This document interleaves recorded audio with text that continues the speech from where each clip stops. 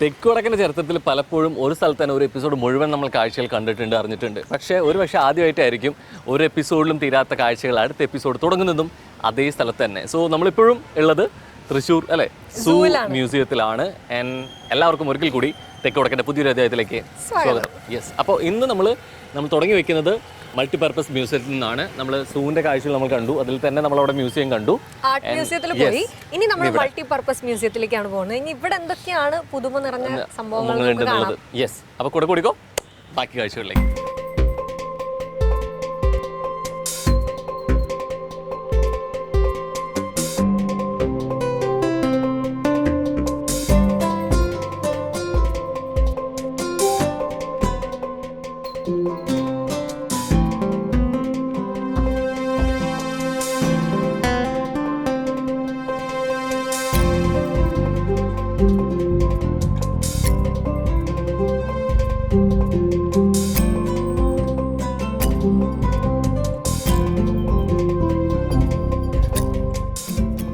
മ്യൂസിയത്തിൻ്റെ main ആകർഷണമാവുന്നത് നമ്മളെ സ്വീകരിക്കുന്നത് തന്നെ കരയിലെയും ജലത്തിലെയും ഏറ്റവും വലിയ ജീവികളുടെ അസ്ഥി കൊണ്ട് തന്നെയാണ്.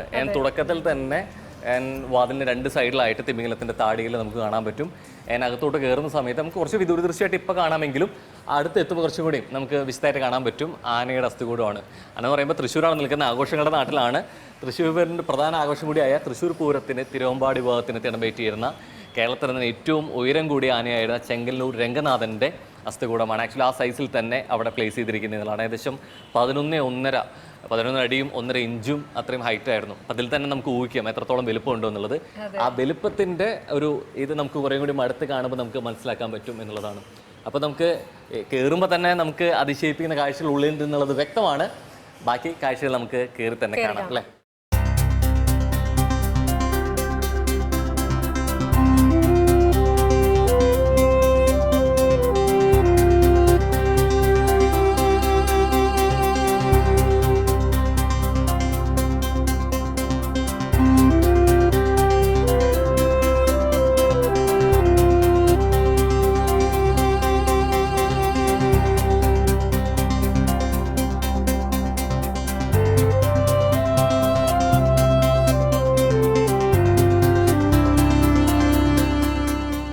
മ്യൂസിയത്തിലകത്തെ കാഴ്ചകളിലെ centre of attraction Chenkalloor രംഗനാഥന്റെ skeleton ആണെങ്കിലും അതിന് ചുറ്റും നമ്മളെ കുറേ കൂടി കൗതുകം തോന്നുന്നു. ആ വാക്ക് തന്നെ ഉപയോഗിക്കേണ്ടിയിരിക്കുന്നത്. കാരണം മറ്റൊന്നുമല്ല അല്ലേ, എന്തുകൊണ്ടായിരിക്കും?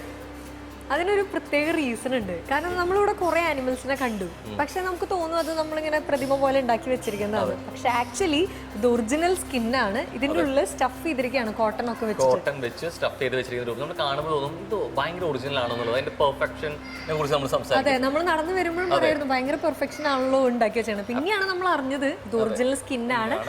ഉള്ളിൽ കോട്ടൺ ഒക്കെ ഫിക്സ് ചെയ്ത് മാത്രം മാറ്റുന്നു എന്നുള്ളത്.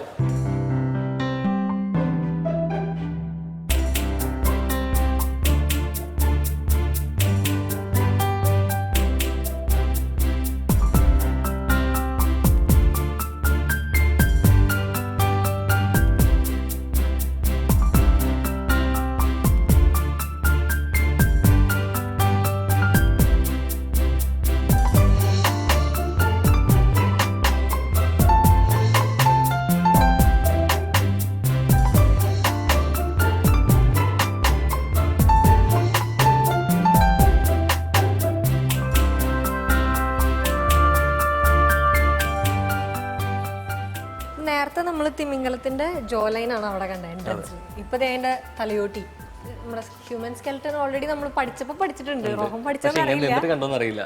അല്ല, നമ്മൾ ബയോളജിയിലൊക്കെ നമ്മുടെ ലാബിലുണ്ടല്ലോ. പിന്നെ അത് കൂടാതെ കുതിരയുടെ അസ്ഥി കൂടെ ഉണ്ട്.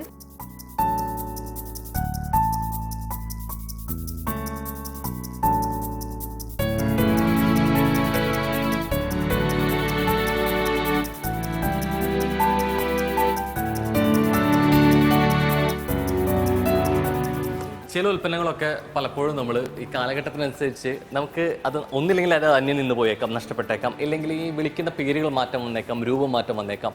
ഒരു പക്ഷേ ഈ ഒരു സെക്ഷനിലോട്ട് കിടക്കുമ്പോൾ നമുക്ക് കുറേ കൂടി മനസ്സിലാക്കാൻ പറ്റുന്ന കാര്യം അതാണ്. നമ്മൾ കേൾക്കുന്ന അല്ലെങ്കിൽ ഒരു പക്ഷേ നമ്മൾ കണ്ടിട്ടില്ലാത്ത പേരുകൾ മാറ്റം വന്നേക്കുന്ന കുറേ ഉൽപ്പന്നങ്ങൾ നമുക്ക് കാണാൻ പറ്റുന്നുണ്ട് അല്ലേ? പ്രത്യേകിച്ച് ജൂട്ടിന്റെ സെക്ഷനിലാണ് കണ്ടിട്ടില്ല.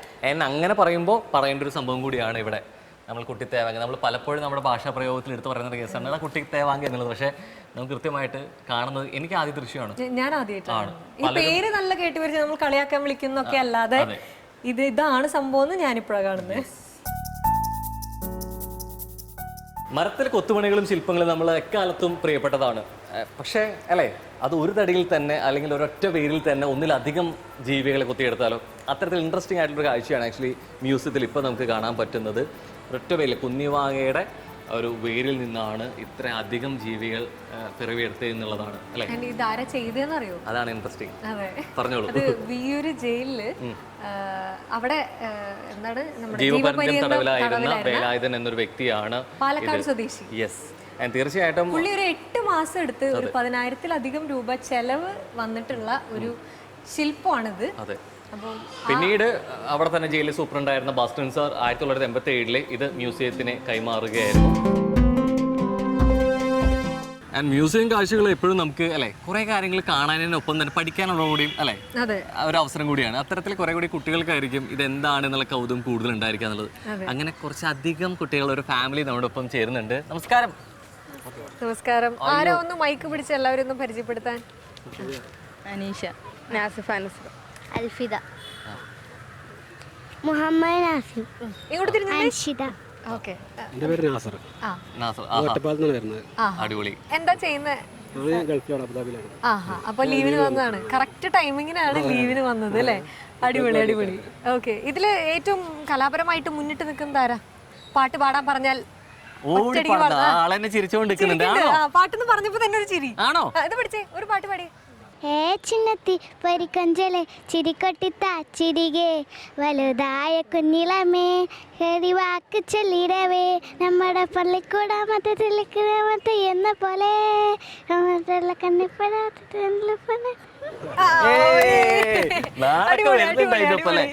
അപ്പൊ എന്തായാലും ഫാമിലി ആയിട്ട് വന്നുകൊണ്ട് കുറച്ചുകൂടി ഒരു സന്തോഷം കിട്ടാൻ വേണ്ടിയിട്ട് ഒരു സ്പെഷ്യൽ ഗിഫ്റ്റ് ഒക്കെ തരട്ടെ.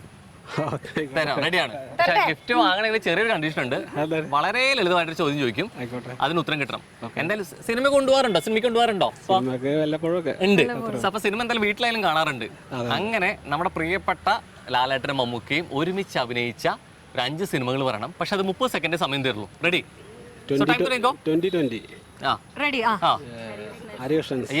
Narasimham, Christian Brothers. അതിലില്ല, ക്രിസ്ത്യൻ ബ്രദേഴ്സില്ല, ലാലേട്ടനുള്ളൂ. മമ്മൂക്കൂടെ വരണം. 3 ഓക്കെയാണ്. ഒക്കെയാണ്. സമയം പോകുന്നുണ്ട്. പെട്ടെന്ന് അലച്ചാൽ കിട്ടും. അവിടെ പെടപെടാന്ന് 3 ഒന്നുമില്ലോ. പെട്ടെന്ന് പറഞ്ഞു കഴിഞ്ഞാല്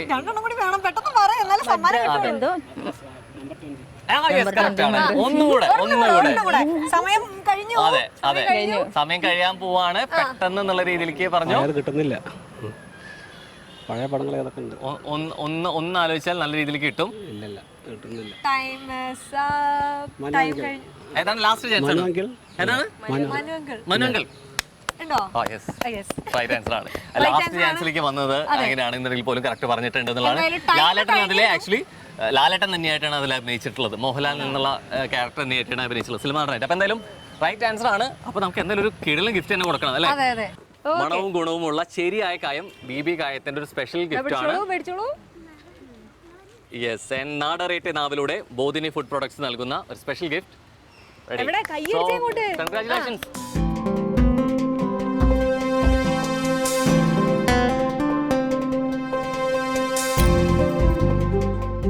നമുക്ക് ഓരോ കാലഘട്ടത്തിനനുസരിച്ചിട്ട് നമ്മുടെ ഒക്കെ ഗതാഗതത്തിന്റെ രീതികൾ മാറിയിട്ടുണ്ട്.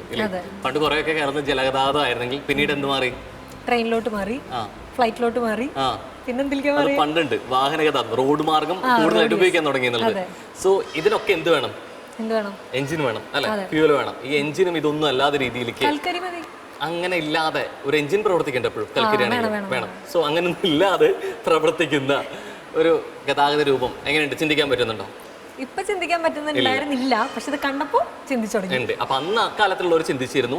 വളരെ അടുത്ത കാലം തന്നെ, കുറെ കാലം മുമ്പ് വരെ നമ്മുടെ തൃശ്ശൂർ ചാലക്കുടി റെയിൽവേ സ്റ്റേഷനിലോട്ട് 50 മൈൽ അകലെയുള്ള പറമ്പിക്കുളത്ത് നിന്ന് തടി കൊണ്ടുവന്നതിന്റെ ഒരു ട്രാംപയുടെ ഒരു മോഡൽ രൂപമാണ് ഇത്. ആക്ച്വലി ഉയരം കൂടിയ പ്രദേശങ്ങളിൽ നിന്ന് താഴോട്ട് ഇവിടുന്ന് 2 സൈഡിലുണ്ടും റോപ്പ് ഉണ്ടായിരിക്കും. മീൻസ് അവിടുന്ന് ഉയരം കൂടിയ തടികളൊക്കെ മേലെ നിന്ന് ആ ഭാരത്തിൽ കയറ്റി വിടുമ്പോൾ അവിടുന്ന് തടികളില്ലാതെ തിരിച്ചങ്ങോട്ട് കയറിപ്പോകും ഈ കപ്പി രൂപേണ. ഓക്കെ, സോ ഈ രീതിയിലേക്ക് ദൂരദേശങ്ങളിൽ നിന്നും അല്ലെങ്കിൽ ഉയരം കൂടിയ സ്ഥലങ്ങളിൽ നിന്നും എഞ്ചിന്റെ സഹായമില്ല അതൊന്നും ഇല്ലാതെ ഉപയോഗിച്ചിരുന്ന ഒരു അപ്പൊ അതിന്റെ ഒരു മോഡലാണ് ഇത് ഇങ്ങനെയായിരുന്നു എന്നുള്ളത്. മേനാവ് അല്ലേ, നമ്മൾ ഒരു പക്ഷെ പല്ലക്ക് എന്നുള്ള ഒരു വാക്ക് ഉപയോഗിച്ച് നമ്മൾ കണ്ടിട്ടുണ്ടായിരിക്കും, പല സിനിമകളിലും നമ്മൾ കണ്ടിട്ടുണ്ടായിരിക്കും. അതെ.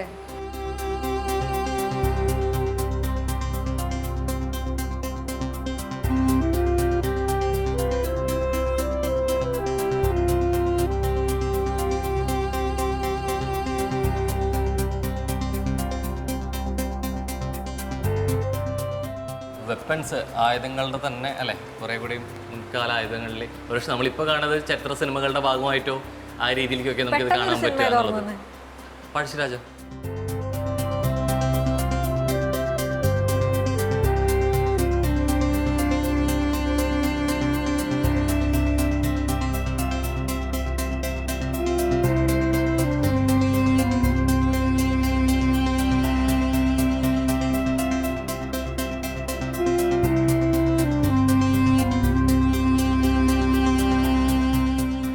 കഥകളിയുടെ ഒരു ആർട്ട് ഗാലറി ചെന്ന് അവസാനിക്കുന്നത് ഇത്രയും ഭീമമായിട്ടുള്ളൊരു ഭീമന്റെ രൂപത്തിലാണ്.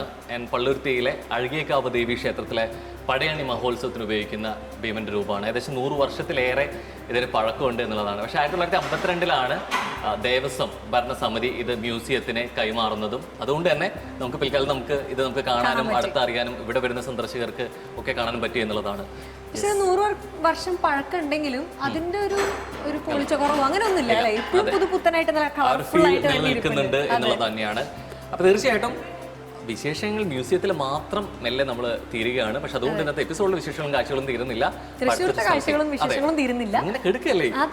യെസ്, അപ്പോൾ അടുത്ത കാഴ്ചകളിലേക്ക് നീങ്ങുന്നവരേക്കും ചിന്ന ബ്രേക്ക്.